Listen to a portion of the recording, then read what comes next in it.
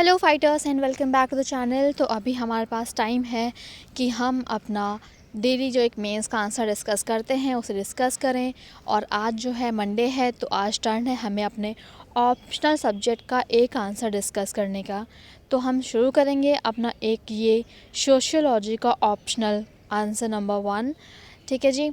लेकिन इसको शुरू करने से पहले अगर अभी तक आपने मेरी शेड्यूल वाली प्लेलिस्ट में जाके जो न्यू शेड्यूल है जो स्पेशली मेरा विंटर्स के लिए बना है, क्योंकि मैंने आपको रीज़न बताया मेरा न्यूज़पेपर बड़ा जल्दी आने से मना कर रहा है, तो सिर्फ विंटर्स में वो शेड्यूल रहेगा और वापस जब ये विंटर्स ख़त्म हो जाएंगे तो हम अपना पुराना शेड्यूल जो है वो फॉलो करेंगे। तो उसको भी बार जाके आप देख लीजिए ताकि आपको आइडिया हो जाए कि किस टाइम पे आपको क्या पढ़ना है इस चैनल के अकॉर्डिंग, जैसा कि इस चैनल पे मैंने मेंशन किया हुआ है। तो चलिए फिर शुरू करते हैं। जो आज का क्वेश्चन है हमारा, क्वेश्चन में कहा गया है explain how sociology has emerged as a distinct discipline based on rationality and scientific temper. मतलब हमें एक्सप्लेन करना है क्या कि जो सोशियोलॉजी है एक नए डिसिप्लिन के जैसे कैसे उभर के सामने आई है, रैशनैलिटी और साइंटिफिक टेम्पर की तरह से इन पे बेस्ड है। मतलब तो ये जो क्वेश्चन है बेसिकली 2017 यूपीएससी मेंस में पूछा गया था, ऑप्शनल का ये क्वेश्चन है।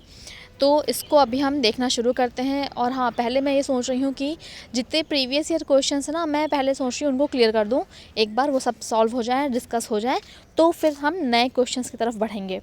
तो ये क्वेश्चन आपने देख लिया है, चलिए अब इसके आंसर की तरफ बढ़ते हैं। तो आंसर में कहा गया क्या, sociology as a discipline was a response to the social and intellectual climate prevailing in Europe after the advent of Industrial Revolution। मतलब जो सोशियोलॉजी है वो अलग ही डिसिप्लिन के जैसे तो पहले ही रिस्पॉन्स कर रही थी, क्योंकि सोशल और इंटेलेक्चुअल क्लाइमेट जो था उस टाइम पे यूरोप में, और ये कब स्टार्ट हो गया था, ये जैसे ही इंडस्ट्रियल रिवोल्यूशन आया था तभी स्टार्ट हो गया था, फिर उसके बाद स्टार्ट हुआ था। And great transformation due to the commercial and scientific revolution, और बहुत ही ग्रेट ट्रांसफॉर्मेशन हुआ था कॉमर्शियल एंड साइंटिफिक रिवोल्यूशन की वजह से। The rational ideas during enlightenment period and ideas of equality, liberty and fraternity propagated by French revolution. और जो rational ideas थे उस एनलाइटनमेंट पीरियड के टाइम पे, और जो आइडियाज़ थे इक्वलिटी, लिबर्टी और फ्रैटर्निटी के, जो कि फ्रेंच रेवोल्यूशन की तरह प्रोपोगेट किए थे, इन सब की वजह से जो सोशियोलॉजी था एक नया डिस्टिंक्ट डिसिप्लिन जो है निखर के सामने आ रहा था। To understand the emergence of sociology in Europe, हमें यूरोप में सोशियोलॉजी के एमर्जेंस को समझने के लिए ज़रूरी है कि हम we need to appreciate the relationship between society and idea. ज़रूरी है कि हम जो भी रिलेशन है सोसाइटी और आइडिया के बीच का, उनको अप्रिशिएट करें। द ओल्ड यूरोप की बात की गई है, तो जो पुराना यूरोप था वो ट्रेडिशनल था। लैंड जो है एक तरह का सेंट्रल हुआ करता था उस अपनी इकोनॉमिक सिस्टम के लिए। क्लासेस जो हैं काफ़ी डिस्टिंक्ट थी और क्लियरली डिमार्केटेड थी, क्लियरली डिमार्केटेड थी। और जो रिलीजन था वो एक तरह से बहुत ही सोसाइटी में बेस्ड था। जो रिलीजियस हेड था वो ओवरऑल अथॉरिटी को डिसाइड करता था कि क्या मॉरल है और क्या मॉरल नहीं है। जो किंग है, किंग को ही सुप्रीम माना जाता था और ऐसा बिलीव किया जाता था कि बहुत ही डिवाइन है और इसको भगवान के द्वारा ही भेजा गया है इंसानों पे रूल करने के लिए। The enlightenment period in Europe, ये एक तरह का इंटेलेक्चुअल और फिलोसफिकल मूवमेंट था जिसने कि पूरे वर्ल्ड पे डोमिनेट किया था। वो भी कौन से आइडियाज़ के थ्रू, जो आइडियाज़ यूरोप में आए थे 18th सेंचुरी के बाद, उसमें से सब चीज़ निकल के आई थी।